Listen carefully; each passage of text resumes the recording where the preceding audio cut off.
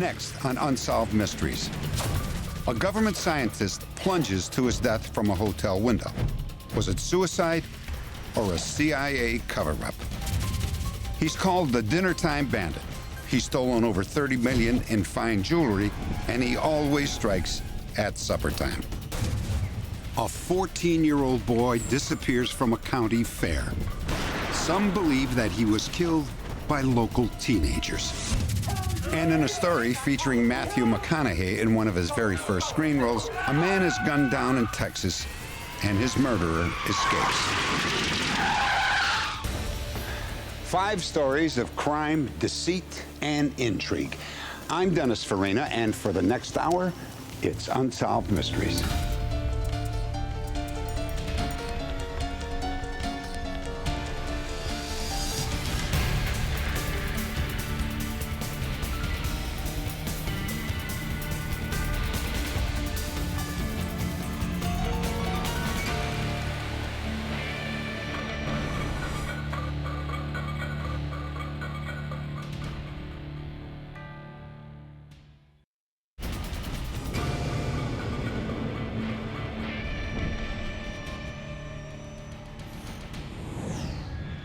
Greenwich, Connecticut. He looks just like another tourist. He rides tour buses to see the homes of the rich and famous. His name is Alan Golder, and he's a high-end jewel thief. During the daytime, he cases fashionable neighborhoods.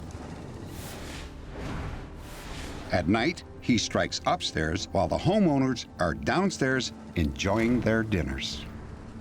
Alan is very good at what he does. He gets a thrill out of what he does. He has no other goal in life other than to be the best jewel thief that he can be. They call him the Dinnertime Bandit, and he's made millions stealing jewelry from the rich. He's already spent 15 years in prison, but apparently that wasn't enough to stop this one-man crime spree. Golder's life of crime began early, at age 6. He grew up in Long Island, New York, poor. His father, a career criminal, abandoned family when Alan was just 3.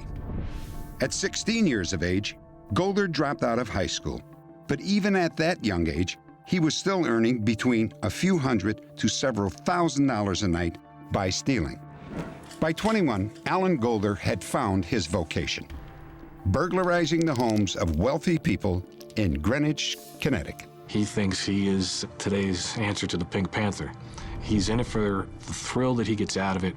In some ways, I'm amazed Alan hasn't come forward just because he's missing all these wonderful opportunities to be interviewed by different TV shows.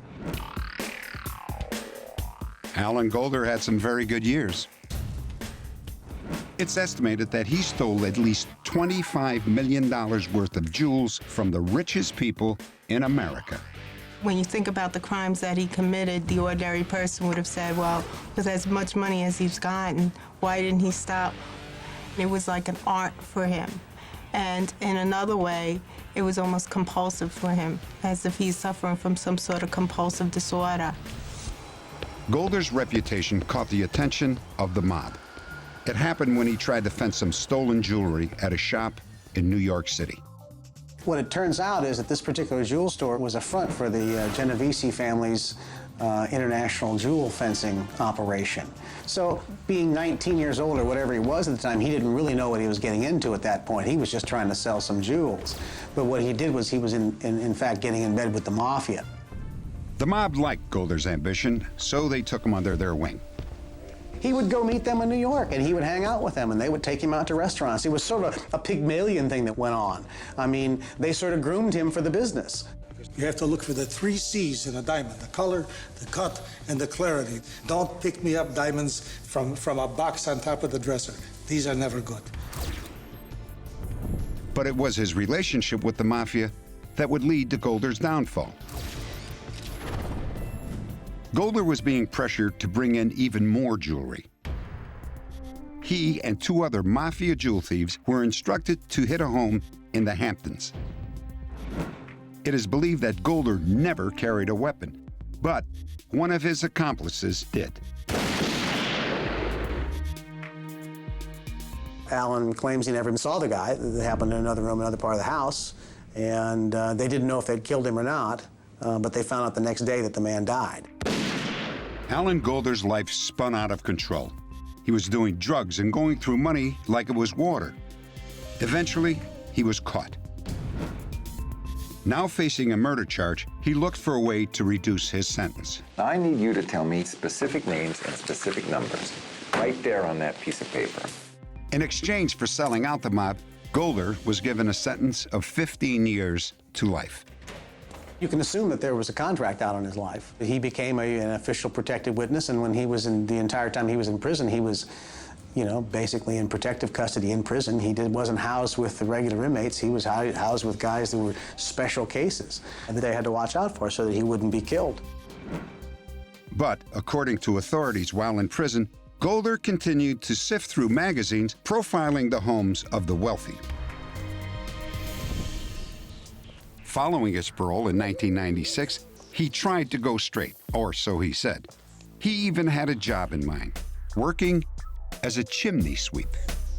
I explained to him there are certain employment positions that you, because of your conviction and your criminal history, you cannot work. And entering into people's homes to clean chimneys is one of them. Then after that, he had considered pursuing school. We had talked at length as to what sort of careers he could choose, but he was sort of set on going to a gemology school. He wanted to study gems. And not long after, police had another rash of high-profile burglaries on their hands. And in October 1997 in Greenwich, Connecticut, police believe Golder pushed his luck a bit too far. Oh my God! He allegedly tied up a homeowner and fled in her car. After that, the burglary stopped. But Golder had amassed $750,000 since his prison release, and then he disappeared. He's wanted on charges of kidnapping and 23 counts of burglary. Update. 3,000 miles away in Antwerp, Belgium, Alan Golder has been arrested after 9 years on the run. Local police captured the 53-year-old during what might be his last home burglary. Golder was returned to Connecticut, where he was convicted on charges of kidnapping, burglary, and larceny. He served his time and has been released. Next, a respected attorney is trapped in an elevator and then murdered. And later, there's something strange going on at the General Wayne Inn.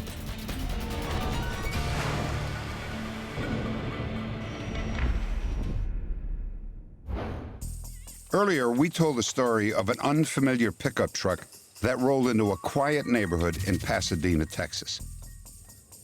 The driver was Edward Harold Bell, and he was naked from the waist down.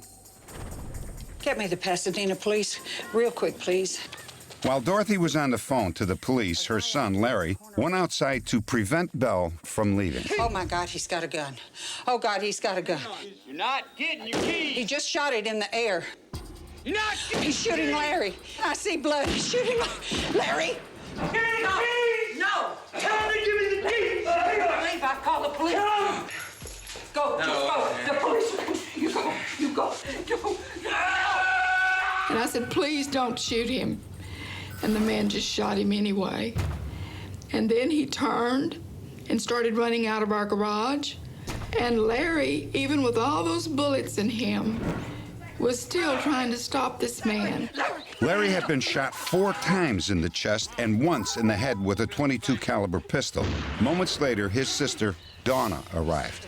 I remember I just went over and I knelt down beside my brother and I held his hand to my face and I watched him die. Only blocks away, the police were already pursuing the suspect. Pull over immediately. Exit your vehicle with your hands up. The getaway ended abruptly after the gunman turned on a street with no exit. Edward Harold Bell, a successful businessman, was charged with the murder of 27-year-old Larry Dickens. But Bell was released on bail less than 2 months after the killing and soon vanished without a trace. Update. 15 years after he disappeared, we ran this story on Unsolved Mysteries. A viewer recognized Bell as a 10-year resident of Panama and sent these pictures and a letter.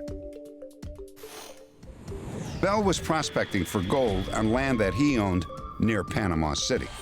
Bell was arrested by Panama police and flown back to Houston, escorted by FBI agents.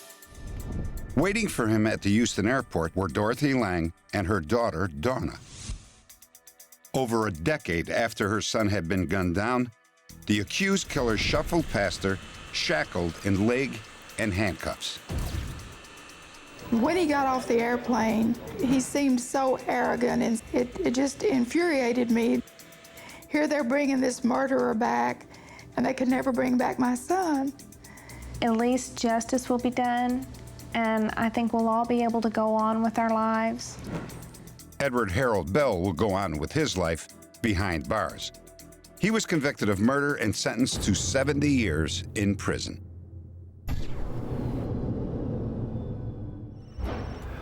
Our next story is about an execution-style murder. A bullet to the back of the head of a squeaky clean real estate lawyer. It seemed that he had no enemies, no skeletons in his closet, and no sordid past. So, what was the motive? Dallas, Texas. At 7 a.m., attorney Clint Blackman arrived at his office building. He bypassed the notoriously slow elevator and took the stairs to the 3rd floor. At 7:30 a.m., Juanita Lackey arrived without her keys. Secretary Roxanne Letterman let her in. Good. Oh my God. Oh, come on, I heard a lot of screaming and hollering. Juanita said that she thought that there was a man in the elevator, but all they'd really seen was legs and weren't really sure what was there. Oh my God, it's David Merrifield. Oh no, it couldn't be.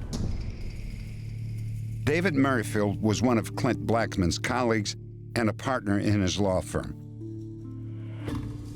He left behind 2 children and a new bride of only 3 months. Ladies, what time did you get to work? His wallet was taken, so at first, police thought it might be robbery. Mr. Merrifield's wallet was recovered a few miles from the crime location.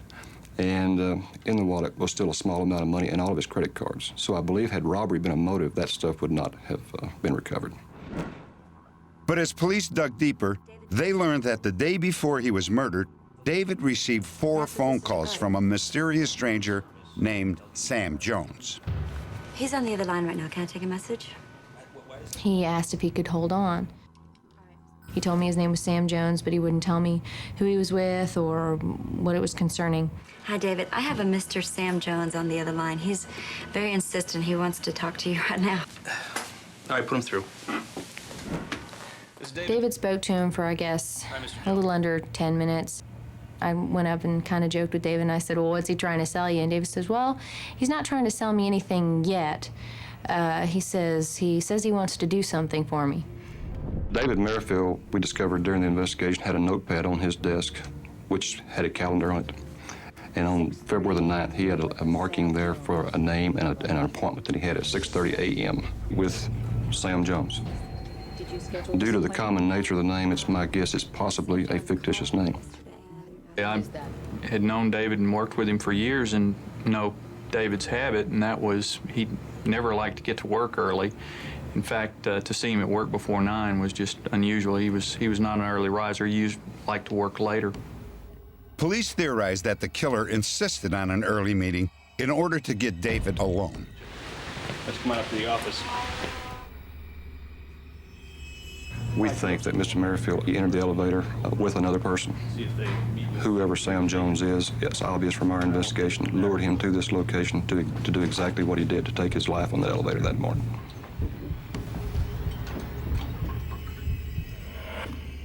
No one ever heard from this man again, the Sam Jones. We all kind of felt like if the man had really come to try to meet David, then he would have probably found him would have called later to say, I wasn't able to get in the building and Mr. Merrifield never showed up. I mean, this man just disappeared. I think the thing that's most disturbing to me is the loss of David Merrifield. It's also very upsetting that there is a criminal out there who knows he's out there and has not been brought to justice. This baffling case has stumped detectives for years. If you have any information that can help, please let us know. Log on to unsolved.com. Next, a man has jumped out of a hotel window in Washington, D.C. What's the connection between him, the CIA, and LSD?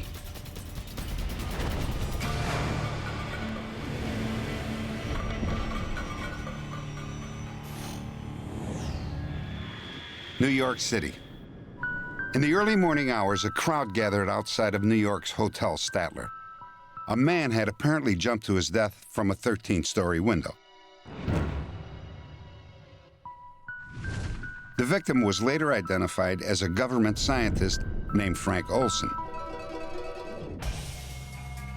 It was 1953, and Frank Olson left behind a wife and 3 small children.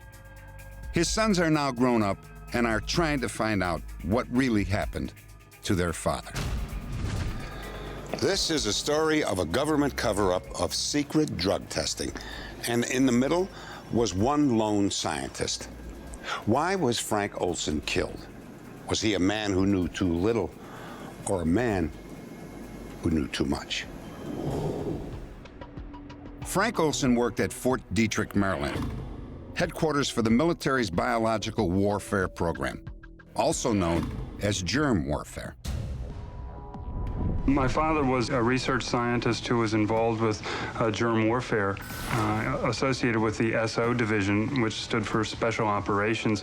That was the most top secret kind of research that was done out at Fort Detrick. And some of that research was being done in coordination with the CIA. 2 weeks before his death, Frank went to a 3-day conference with some of his colleagues and came home a changed man. The weekend after that meeting, my father was severely depressed. He felt that he had done something terribly wrong, and he told my mother that he had done something wrong, but he couldn't tell her what. And she asked him whether or not he had broken security, and he indicated that he would never do such a thing. But he felt that he had done something terribly wrong. Vincent Ruitt, Frank's boss, told the Olsons that he believed that Frank was on the verge of a nervous breakdown. Just before Thanksgiving, he took Frank to New York for treatment. While in New York, Frank shared a hotel room with Dr. Robert Lashbrook, a CIA scientist. Nearly a week passed before Frank's family finally heard from him. I'm going to see a couple of doctors there. Do me a favor? Would you kiss the kids for me? My father seemed a little more peaceful than he had. He made a call to my mother to say he was all right. They went to sleep fairly early, about 11, and the next thing we know from Lashbrook is that he was awakened by the sound of crashing glass. Right? Oh my God. Frank Olson was dead at the age of 43. Investigators determined that he had either jumped or fallen to his death. I remember as a 9-year-old, and actually for years after that, I was completely stumped and dumbfounded by trying to resolve that alternative. I mean, it's a big difference between fall or jump, and I couldn't understand how either of them could have occurred. The night manager of the hotel also found Frank's death suspicious. I rushed outside to find Frank Olson, eyes wide open, looking straight at me, trying to tell me something. Okay, buddy. He was definitely trying to speak, but there was nothing coming out but grumbles. He was in terrible condition. And I stepped back because now I had to find out where he came from. So I looked up the building, and finally I saw a little movement of a window shade. And when I concentrated on that, then I see that the window shade was stuck through a broken window. Armand took police to room 1018A. And here is Lashbrook sitting on a john in his skivvies. And the police start to question him. And I heard him say, well, all I heard was a crash. I walked around the room to look around. Look at this in here. Nobody ever jumps through a window. They open the window and they go out. Not dash through a shade and a sheer drape. You know, there's no sense to that. But the Olsons weren't told about the doorman's suspicions. They were told simply that Frank had a nervous breakdown and jumped out of a window. They believed that story for the next 22 years.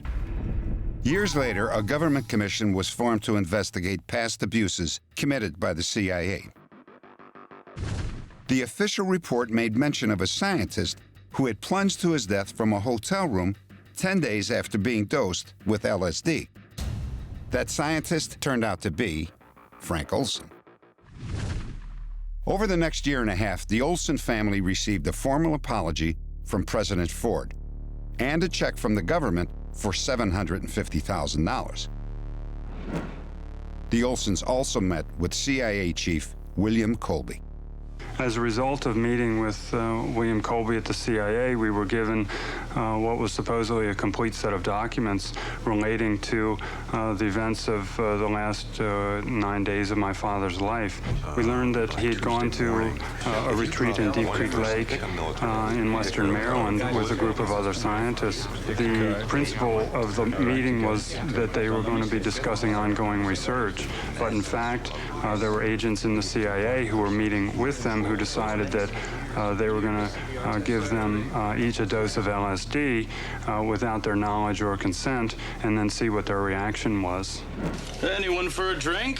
The Olsons learned that the LSD was slipped into an after-dinner liqueur by either Sidney Gottlieb, head of the CIA's technical staff, or by his deputy, Dr. Robert Lashbrook. The CIA worried that the Soviet Union might use LSD on captured agents. Gottlieb believed that his test would prepare American spies for that possibility. The friends? Thank you, Sidney. Just what I needed. The laced drinks were served to 8 of the 10 scientists present. Some of them, including Frank Olson, were not warned about the tests. Within an hour, the LSD took effect. Gentlemen, are we all feeling a bit strange? When Gottlieb told the group that their drinks had been spiked with LSD, Frank Olson got very angry. What? Wait a minute, We're having an experiment here. You put a drug in our drinks. Yes, we're in the middle of an experiment. We understood that my father was quite agitated and was having serious confusion with separating reality from fantasy. Then, Frank made his fatal trip to New York, supposedly suffering from a nervous breakdown. Well, Frank, how are we feeling today? I feel lousy, Doctor. Frank was taken to see Dr. Harold Abramson, an LSD expert who worked extensively with the CIA. It's been continuing for about a week Look now. at me, please. You were saying that you weren't resting very well. Is that improving? No, I'm not resting. I haven't been able to sleep for over a week. Accompanying Frank were Robert Lashbrook and Frank's boss, Vincent Ruitt. Frank, sit down. I don't want to sit down. I can't sit down. Frank remained in New York, and he made repeated visits to the doctor's office. Someone has been following me. It's impossible to deduce what was accomplished in those meetings, and you certainly don't see any indication that a treatment process was occurring. You can suspect that some kind of assessment process was going on, the purpose of which was more to protect the CIA's interest than it was to help my father. One of the nights that my father was up in New York, he was having delusions that he was hearing voices, and in the middle of the night he woke up and went and threw all of his identification out and his money. All right, get rid of all of my money, my identification. Apparently, the pattern continued in the immediate aftermath of Frank's death. For some unexplained reason, Robert Lashbrook never phoned for help. However, he allegedly did make a disturbing call which was overheard by the hotel operator. In those days, all the calls were manual. You call the operator, and you tell her what number you want, and she would dial it for you. And then she'd listen to see that you got connected. When the man in the room called this number, He said, well, he's gone. And the man on the other end said, well, that's too bad. And they both hung up. I mean, what's more suspicious than that? You don't have to be a genius to figure out that there's something amiss. Or who said, Hamlet said, there's something rotten in Denmark?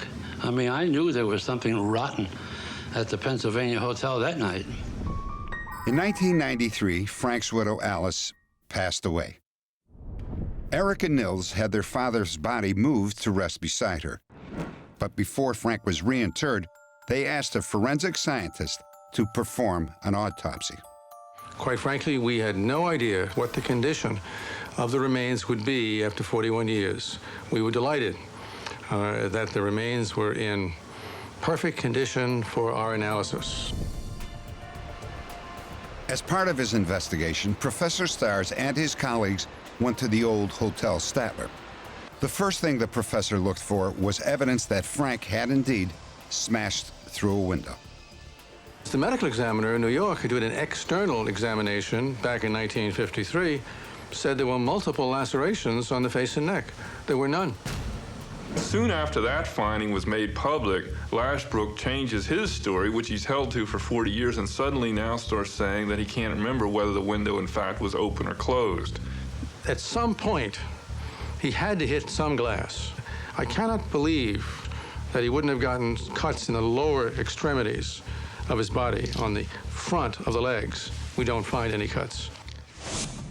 After years of research and investigation, the Olson family has become convinced that Frank Olson was murdered by agents of the U.S. government.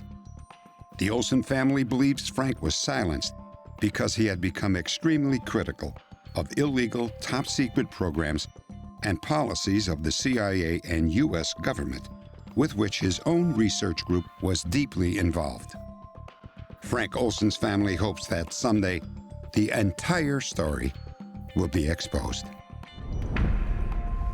If you have any information, please log on to our website at unsolved.com. Next, Playful Poltergeists at the General Wayne Inn.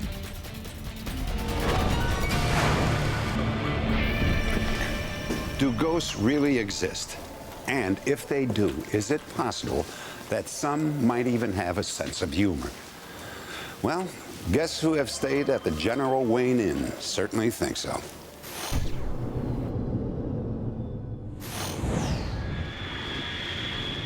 Just east of Philadelphia in Marion, Pennsylvania, is the General Wayne Inn.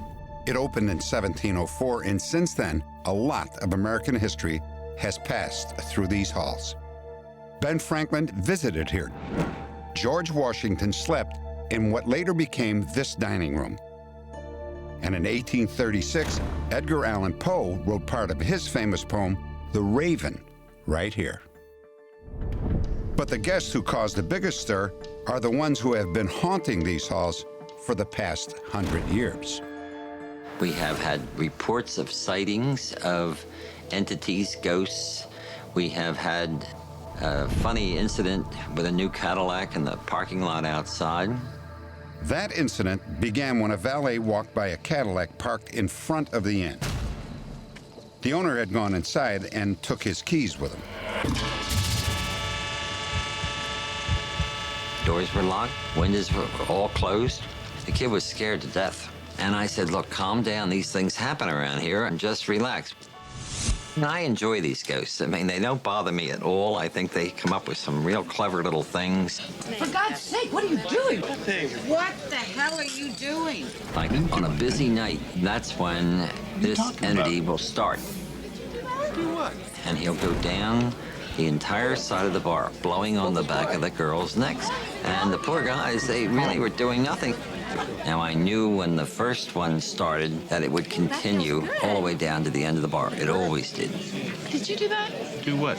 Blow on the back of my neck. It happened so often that I enjoyed standing back on the other side of the bar and watching. Hundreds of occurrences have happened. Some very minor, some more dramatic, but there have been hundreds of them. Bart has witnessed ghostly events, but has never actually seen a ghost. Others have.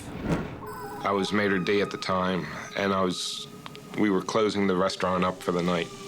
And I was starting on my way out, and I had looked up. I only saw it for a split second. It's just a head sitting on this chest of drawers. It didn't register with me right away, and when I got out into the bar area, it was like I hit a brick wall, and it just stopped dead in my tracks, and I started saying, I saw a head, I saw something, I saw a head. It was just like it happened yesterday. I'll never forget the details, although I just saw it for an instant. Other employees have also seen apparitions. One day, Alice Gormley was walking through the dining room. And I heard someone call my name, Alice, Alice. So I walked out of here to see if it was the manager, and I saw this apparition, this person on the stairs. And he was standing on this step, and he looked so startled. And when I said, "Can I help you?" he just disappeared. Historian J. Robert Menthe has studied the inn's history in detail. He says that this specter was seen over 100 years ago. The first written record of a ghost in the General Wayne Inn that we came across in writing was the report of an election in 1848 that took place in here. A lady went down to the basement to get some more ballots. When she came up, she said to the lady in charge of the elections, "I just saw a soldier down there in a green uniform." In recent times, there have been 3 new sightings of this soldier. 3 witnesses saw the same apparition at different times. Each of them saw the ghost in this basement. Each one described the imperfect way, the green uniform and the yellowish lapel and the black mustache of a Hessian soldier of the regiments that were occupying Philadelphia at that time. What about the British barracks room upstairs? We invited Michaeline Mayer, a paranormal investigator, to the inn. Michaeline begins her investigation with detailed floor plans. Then she evaluates the responses of both skeptics and handpicked psychics who have been brought to the scene of the hauntings. When we bring them into an experimental situation, into a haunting, we ask them to tour the place where something has been reported. Michaeline asked psychic Paula Rogers to walk through the building. Paula knew nothing about the inn's history. She went through every room, and in the basement, she made a surprising discovery. I got an extremely strong impression. I see a young soldier hiding. I can still see it. And he's in a very old costume. We're probably talking at least 200 years. I could see if it was a memory, him crouched there, petrifying. He seemed to have been left behind. At the General Wayne Inn, the ghosts check in, but they don't check out. One night, during a local newscast Halloween story on the inn, a number of regular patrons gathered in the bar to watch. Johnson has had a number of these. The whole picture started to go very, very slowly, clockwise, all the way around, and all the 50 people in the bar were looking at this and wondering what was going on, and heads are all turning. And the whole thing just kept going around until our portion was over. But it never did that before, and it never did it afterwards, and no one else in the whole neighborhood had it that way. So, are there ghosts at the inn? Ask the innkeeper. I don't believe in ghosts, but I know they're here. But they have no other place to go, and they might as well have a little fun, and that's exactly what they're doing. And I don't think they're going anywhere either. Next, a 14-year-old boy is last seen at a carnival, and his parents desperately want to know why he never came home.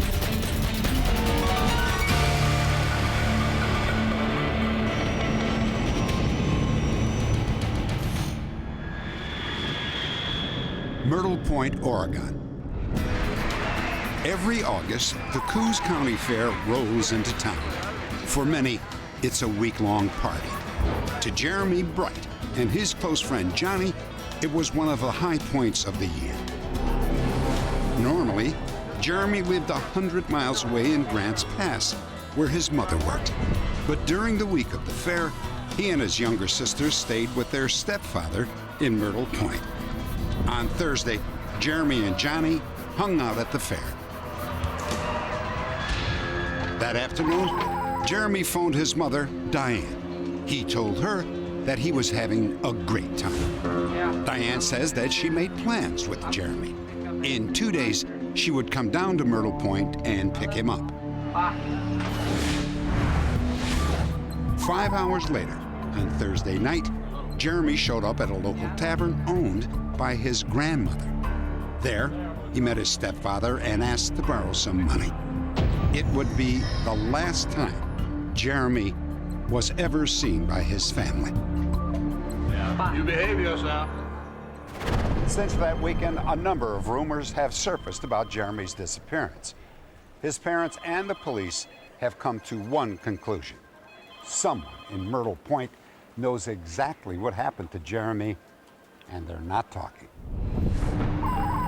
Diane arrived in Myrtle Point on Saturday as planned. But when she went to pick up Jeremy at his stepfather's house, he wasn't there. I went in, and on the TV set was his house keys from our Grants Pass apartment, and his wallet, and his new watch that he had told me he'd bought. I knew when I found those things that he was around somewhere, because he wouldn't leave without them. A few hours later that same night, Diane was worried enough to contact the police. At first, they believed her son had simply run away. He did like the fair. There was the thought that perhaps he was hiding out, intending to leave with the fair people, and I've explored that possibility in every way that I can think of. However, in this particular case, I've talked to family members and friends of his that knew him well, and he was just not, from what I can learn, the type of a kid who would have struck out on his own. On Sunday, the fair closed down. Myrtle Point was buzzing about Jeremy's disappearance, and gradually, conflicting stories began to emerge. Get a beer? According to one rumor, Jeremy went to one of Myrtle Point's many parties and drank a beer laced with a powerful drug. Hey, we're looking for a beer? Yeah. Hey, don't open another one. There's one already open right here. I've identified at least 2 and perhaps 3 parties where Jeremy was present that the overdose theory could have occurred at. It was reported that Jeremy had a heart murmur, and therefore a stimulant of some kind might have done some bodily damage to him just by his sheer taking it. Police heard a different story from a jailhouse informant. He claimed that 3 teenagers showed up at a local swimming hole and harassed Jeremy and his friends. Is that a gun? This? It's a toy. It was at the jail where an inmate related to me the information that he had heard wherein one individual from the Myrtle Point area was target practicing or shooting indiscriminately in the water in the area where Jeremy was swimming. Show me what you're made of now. That's better. Pierces ear. Yeah, I bet you can. You think so? Yeah, see if you can. Yeah. All right, I'm gonna try this. You look good in here.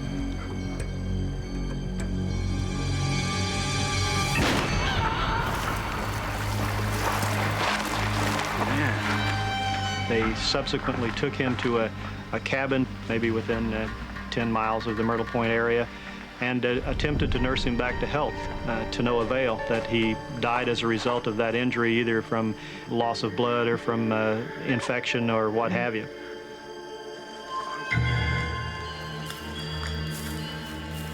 That same source through the jail indicated that his body would be found within 200 feet of this cabin in a shallow grave. Police searched the area around the cabin, but found nothing. All the rumors were hard to handle. All of them are hard to think about. Every time I'd hear a new one, I'd have nightmares for a week or so. The one that I hope is not what happened is the one where he suffered for 2 weeks before he died, and they buried his body. Because the thought of him suffering for 2 weeks just makes me sick. There were 2 more strange events the night that Jeremy disappeared. First, a sister of Jeremy's friend Johnny had a disturbing encounter. It was Friday night of the fair, and it was between midnight and 1 when we were leaving my sister's apartment. And we came down the stairs, and we got to the last stair, and we almost ran into one of the neighborhood guys, and he was completely covered in blood, and I mean, it was just all over him, and it kind of scared me. What happened to you? Well, this? He goes, oh, this happened hours ago, and he just laughed, and then he went into one of the apartments. A half hour later, Johnny arrived at his sister's apartment. According to her, he was visibly upset, but refused to explain why. Whether it is just coincidence or whether they're directly related to Jeremy's disappearance is another one of the mysteries that you still have to sort through to try to determine what indeed did happen. The 3 or 4 people whose names keep reappearing in all the rumors and all of the reports, they're not exactly what anybody would call pillars of society. But as long as these men are out on the street, they can hurt somebody else's child the same as they hurt mine. And if they did to my son what people are saying they did and what they've been heard themselves say that they did, they've got no business on the public streets. I would just encourage anyone, especially those people who I feel have information that would help this investigation greatly, to just simply have the courage to say, yeah, I'm scared to death, but in a case like this, my being scared doesn't warrant this family's pain. This age-progressed photo shows what Jeremy might look like today. He has scars on his forehead and nose and a mole on his chin. The prime suspect in his disappearance recently died in prison, and there are no new leads. However, the case is still open. If you have any information about the disappearance of Jeremy Bright, please log on to our website at unsolved.com.